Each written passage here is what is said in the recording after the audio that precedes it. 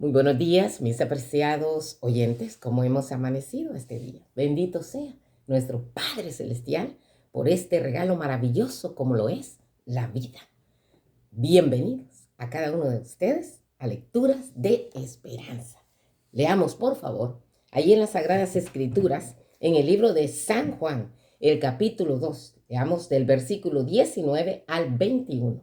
Reza las Sagradas Escrituras. Respondió Jesús y les dijo: destruid este templo y en 3 días lo levantaré.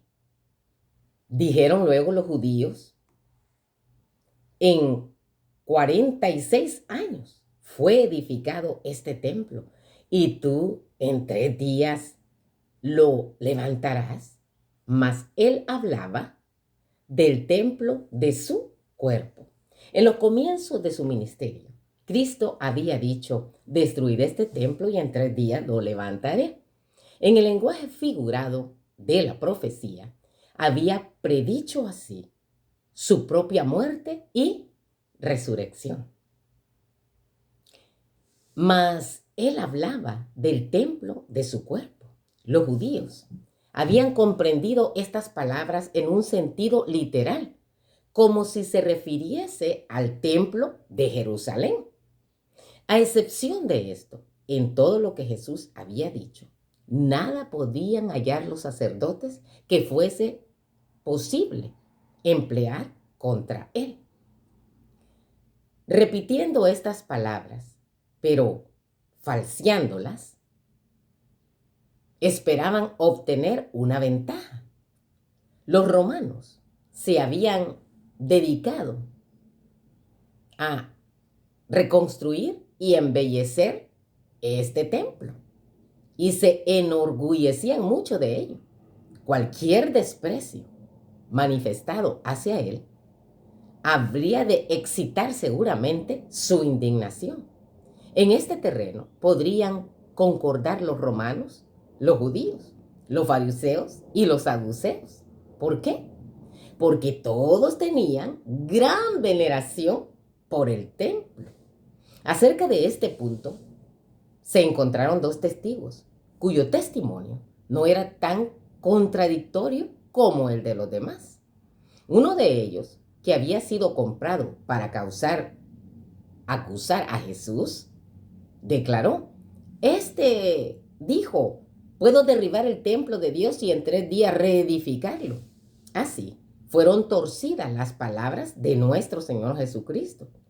Si hubiesen sido repetidas exactamente como Él las dijo, no habrían servido para obtener su condena como los demás, según el Sanedrín. Si Jesús hubiera sido un hombre como los demás, según aseveraban los judíos, su declaración habría indicado tan solo un espíritu traicional, podríamos decir, jactancioso, pero no podría haberse declarado blasfema. Aún en la forma en que la repetían los falsos testigos, nada contenían sus palabras que los romanos pudieran considerar como crimen digno de muerte. Bueno, que nuestro corazón sea enternecido y subyugado por el espíritu de oración antes de comenzar las lecturas que nosotros hacemos, ¿verdad? Por eso suplicamos anticipadamente a nuestro Señor que Él nos pueda dirigir en estas. Así que leer en las Sagradas Escrituras la verdad, ansiándola nosotros con humildad, con sinceridad de corazón, la verdad triunfa cuando el Espíritu de verdad colabora con el humilde estudiante de la Biblia. Cuán precioso es el pensamiento que el autor de la verdad todavía vive y reina. Bendito sea Jehová. Pidámosle que impresione nuestra mente con la verdad. Entonces será provechosa nuestra investigación de las Escrituras. Cristo es nuestro gran maestro, el maestro de los que decimos seguirle, y no permitirá que andemos en tinieblas. La Biblia es su propio intérprete. Cuán hermosa y cómo es de hermosa su sencillez. Una parte se relaciona con la verdad de otra parte hasta que toda la Biblia constituye un todo armonioso. Bendito sea el Señor. La luz precede de un texto para iluminar alguna porción de las Sagradas Escrituras que parece más oscura.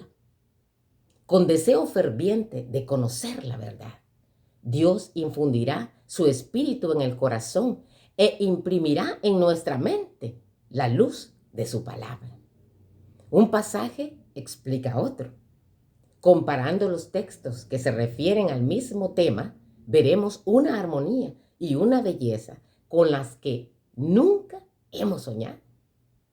No hay otro libro cuya lectura fortalezca, amplíe, eleve y ennoblezca la mente como lo hace la lectura de este libro de libros, la palabra del Eterno.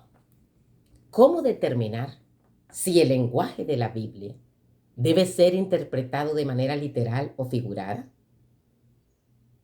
¿Cómo decidir si el autor utilizó un lenguaje simbólico y qué representa este símbolo en cuestión? En la sesión anterior dijimos que íbamos a hablar ahora de si lo que leemos a veces es figurado o literal y cómo entenderlo. También en la sesión anterior hablamos de ciertos principios o fundamentos, reglas para poder entender la profecía. Pues ahora vamos a continuar dando los otros que me faltaron en la sesión anterior. La forma de hacerlo es ver, la forma de saber si algo, si el autor está utilizando un lenguaje simbólico o literal, es ver cómo se ha utilizado esta figura o símbolo en toda la Biblia, no como se los utiliza actualmente. Por ejemplo, algunos consideran que allí en el capítulo de Daniel, en el capítulo 7, se habla de algunas bestias, de algunos animales, y se habla del oso. Muchos dicen que esto simboliza Rusia, pues ese animal es utilizado hoy a menudo como representación de esa nación. Pero esa no es una manera sólida ni segura de interpretar el símbolo profético. ¿Por qué? Bueno, si se examina toda la Biblia, resulta evidente que las bestias se refieren a reinos o poderes políticos. Al no comparar todos los pasajes relevantes de la Escritura, se llega a conclusiones precipitadas, muchas veces peligrosas. ¿Por qué digo así? Porque según ese mismo criterio de interpretación, habría que asociar entonces el león del que habla allí en el mismo capítulo 7 de Daniel con Gran Bretaña, que es un símbolo muy usado por esa nación. Este es un método que saca de contexto los pasajes y utiliza los acontecimientos actuales para interpretar las escrituras. Gran parte de la interpretación profética contemporánea ignora la amplia comprensión que se obtiene al comparar todos los pasajes relevantes de las Sagradas Escrituras. Pues para aprender el significado de una figura, debemos buscar la palabra en la Biblia y cuando la encontremos explicada, sustituir la palabra por la explicación. Si tiene sentido, no necesitamos entonces buscar esta palabra, ¿verdad? Otro principio de interpretación anulado aquí cuando decimos que el oso representa a Rusia es que la escritura debe ser su propia expositora. La Biblia misma y no las enciclopedias modernas explican los símbolos y que debemos leer todo lo que la Biblia dice sobre el tema. Por ejemplo, ahí en Jeremías 50, 17, describe a los ejércitos de Asiria y Babilonia como leones que dispersaron el rebaño de Israel. describe a Babilonia ¿cómo? Como un león. Entonces, cuando en el libro de Daniel, que es profético, capítulo 7, se habla de el león, no se está refiriendo a Gran Bretaña, por ejemplo. Esto es lo que podríamos decir actualmente. O sea, hay que abocarnos allí a las escrituras mismas. Describe a Babilonia como un león. El león no puede ser Gran Bretaña, porque las propias escrituras señalan a Babilonia como simbolizado por este animal, el león. Una vez establecida la identidad del león alado de Daniel, capítulo 7, el estudioso de la Biblia puede leer ampliamente y comparar el flujo de los capítulos 2, 7 y 8 de Daniel. Es que hace evidente que el oso no es Rusia, sino Persia. ¿Recuerdas ese sueño que tuvo ahí en el capítulo 2 el rey Nabucodonosor, donde veía una estatua que la cabeza era de oro, el pecho era de plata, luego el vientre de bronce, las piernas de hierro y los pies de barro mezclado con hierro? Entonces, cuando vemos estos diferentes metales, es paralelo al capítulo 7 de Daniel, donde se ven esas 4 bestias. Una bestia como un león, la segunda como el oso, la tercera bestia como un leopardo y la cuarta bestia espantosa y terrible. Así que vemos entonces que esta bestia de león no es Gran Bretaña, es Persia, el imperio que sustituyó a Babilonia en el antiguo Oriente Próximo. Entonces, si una palabra carece de cumplimiento, entonces debemos buscar otro acontecimiento o esperar su futuro desarrollo, ya que Dios se encargará de que la historia y la profecía concuerden para que los verdaderos creyentes de Dios nunca se avergüencen. Como dice Primera de Pedro 2:6, por lo cual también contiene la Escritura. He aquí, pongo en Sión la principal piedra del ángulo, escogida, preciosa, y el que creyere en él no será avergonzado. Gloria al Señor. Y ahí en Hechos 3:18, y de cierto sobre mis siervos, sobre mis siervas, en aquellos días derramaré mi espíritu y profetizarán. Así que vamos a dar lectura ahora a aquellos principios que no alcancé a leer en la sesión anterior. Principios de interpretación hermenéutica en las que se basó William Miller para establecerlas. Principio número 6. Dios ha revelado los acontecimientos venideros por medio de visiones, figuras y parábolas. Y de esta manera, los mismos acontecimientos a menudo se revelan una y otra vez por medio de diferentes visiones o en diferentes figuras y parábolas. Si queremos entenderlas, ¿qué debemos hacer? Debemos combinarlas todas en una. Prueba de ello es, vamos a leer por favor ahí en Habacuc capítulo 2, libro de Habacuc. Por aquí lo tenía ya señalado. Habacuc capítulo 2, versículo 10. Vamos a ver qué nos dice las Sagradas Escrituras. Perdón, leeremos en Oseas capítulo 12, versículo 10. Oseas capítulo 12, versículo 10. Daniel, Oseas 12, 10. Reza las Sagradas Escrituras, discúlpenme. Y he hablado a los profetas y aumentaré la profecía. Y por medio de los profetas usé parábolas. ¿Te das cuenta? Entonces, cómo los símbolos, las parábolas, las figuras, las visiones se usan. ¿Para qué? Para Dios revelar los acontecimientos venideros. Vamos a leer ahí también en el libro de Hechos, capítulo 2, versículo 17. Hechos capítulo 2, versículo 17. Reza la palabra del Señor. Y en los postreros días, dice Dios, derramaré de mi espíritu sobre toda carne, y vuestros hijos y vuestras hijas profetizarán. Vuestros jóvenes verán visiones, y vuestros ancianos soñarán sueños. Bendita sea la palabra del Señor. Principio número 7. Las visiones siempre se mencionan como tales. Leamos ahí entonces en 2 de Corintios, capítulo 12, versículo 1. 2 de Corintios, capítulo 12, versículo 1.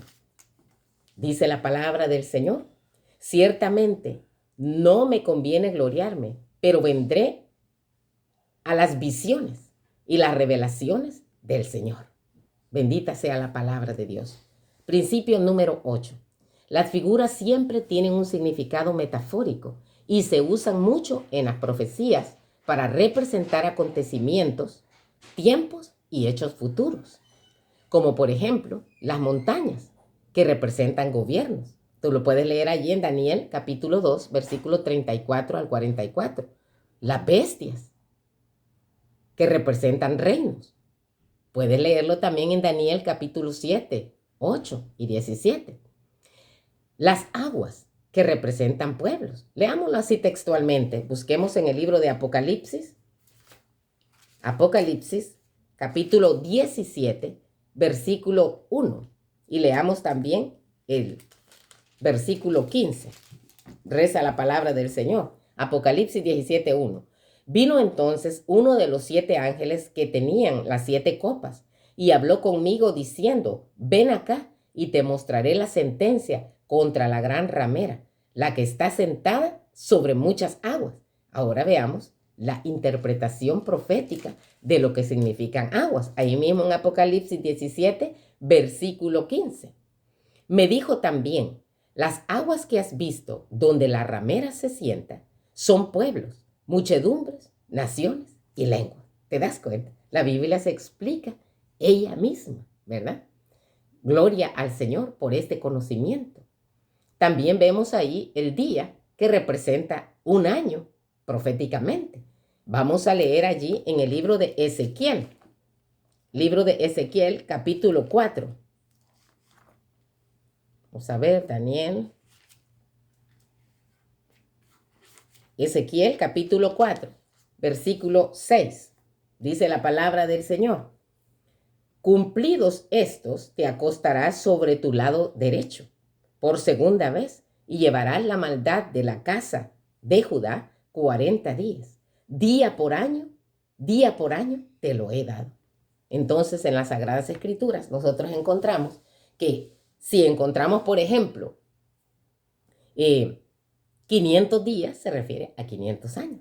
Si encontramos, por ejemplo, 1200 días o 1200 tardes y mañanas, se refiere a 1200 años. Principio número 9.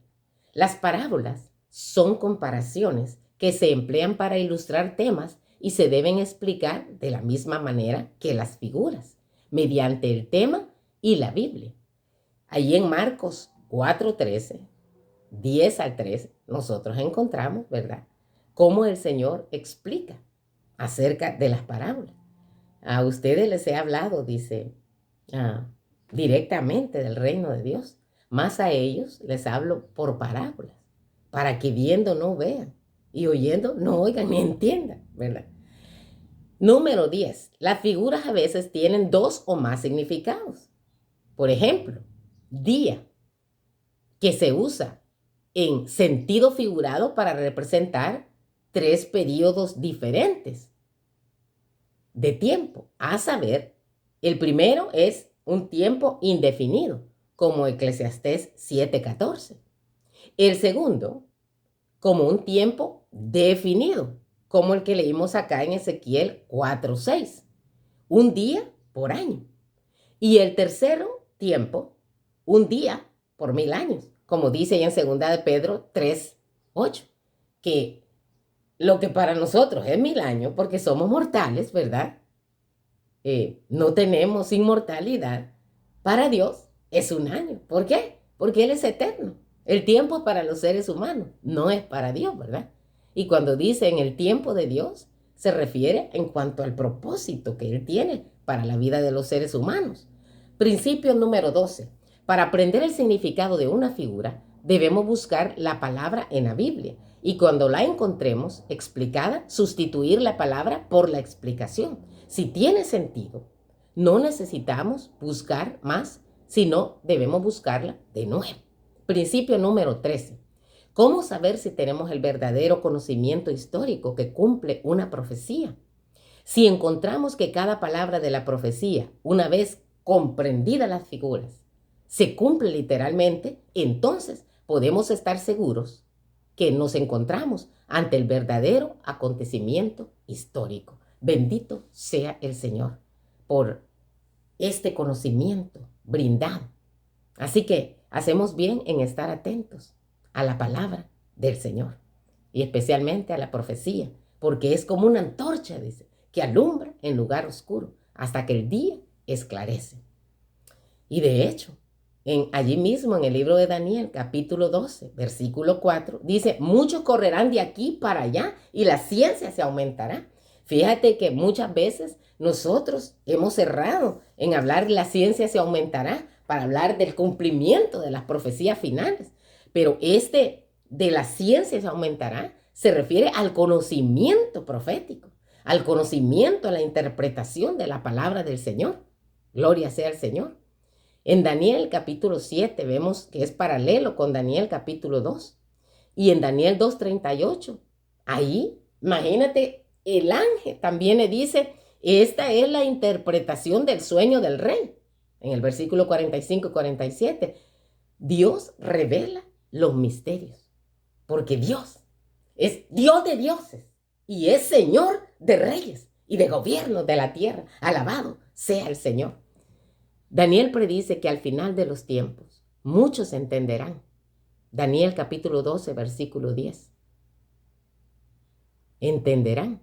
¿Quiénes? Los sabios. ¿Y quiénes son los sabios? El pueblo verdadero de Dios, que está en la ancha faz de la tierra. Aquellos que han aceptado a Jesús en su corazón. Aquellos que han venido a pacto con Él. Porque Jesús dijo, ir y predicar el evangelio a toda criatura. Hacer discípulos. El que creyere y fuere bautizado, este será salvo. Mas el que no creyere será condenado. Qué duras palabras. Dios nos invita ahora, ¿verdad? A abrir nuestro corazón a este llamado tierno de nuestro Salvador bendito, del pastor de pastores, del pastor divino. Sus ovejas oyen su voz, dice, y le siguen. Así que tú estás invitado. Estamos invitados a la cena del Cordero de Dios. Hay que tener fe en que Dios empezó el texto bíblico de la profecía. Y hay que tener fe que esta también se cumplirá. Imparte a nuestra mente la capacidad de ver su cumplimiento donde otros no lo ven. La tarea de comprender el texto inspirado requiere diligencia y esfuerzo. Eclesiastés 1:13 dice, llama a este esfuerzo el penoso trabajo. Y el verbo traducido como entender, los entendidos, es una palabra clave en el libro de Daniel. Aparece 15 veces. Alábese en esto, dice ahí en el libro de Jeremías, capítulo 9, 24. El que se haya de alabar en entenderme y conocerme. En otras palabras, conocer a Dios es el fin último de la sabiduría. Y la profecía siempre nos va a llevar al conocimiento de nuestro Señor Jesucristo. Quiera Dios que también nos interesemos en ella, ¿verdad? A veces es duro, inclusive para mí, porque hay que ser más diligente, ¿verdad? En estudiar, pero hacerlo todo con amor. Muchas gracias por la oportunidad que me das de leer estas lecturas para ti. Y puede ser que tú tengas una línea de interpretación, pero te pido en el nombre del Señor que te des una oportunidad también para escuchar este tipo de interpretación basado en el método historicista. ¿Por qué es importante también la profecía? Ya dijimos que es como una antorcha, ¿verdad? Que alumbra en un lugar oscuro. También le da dirección, porque el pueblo sin profecía se desenfrena, dice la palabra del Señor. Pero también la interpretación equivocada de las profecías, la historia, nos confirma y nos ha demostrado las atrocidades que se han cometido, ¿verdad? Por ejemplo, es triste decirlo, pero las profecías bíblicas han sido utilizadas a menudo para apoyar la iniquidad humana. Las teorías racistas que promueven la idea de la superioridad de la raza blanca sobre la negra para justificar la esclavitud y todas las demás cosas que se dieron ya en la historia. Se basaba en una interpretación distorsionada de la profecía de Génesis 9:25, el antisemitismo, que condujo a los programadores y a las cruzadas. Desempeñó un papel importante en asesinato de 6 millones de judíos. Se basó en una interpretación errónea de la profecía bíblica de Daniel capítulo 9, versículo 24, y se nutrió de ellas. A lo largo de la historia, los abusos y crímenes perpetrados contra las mujeres dentro de los círculos privados de las familias se justificaron a menudo con la referencia a la profecía de Génesis capítulo 3, versículo 16. Al estudiar la palabra profética de Dios en este tiempo, en este trimestre, permitamos que las sagradas escrituras inspiradas tomen el control de nuestra mente y de nuestro corazón con el propósito de que nos instruya en justicia, como dice 2 de Timoteo, capítulo 3, versículo 16. Te espero en una próxima lectura de esperanza. La paz de Dios quede con cada uno de nosotros. Amén.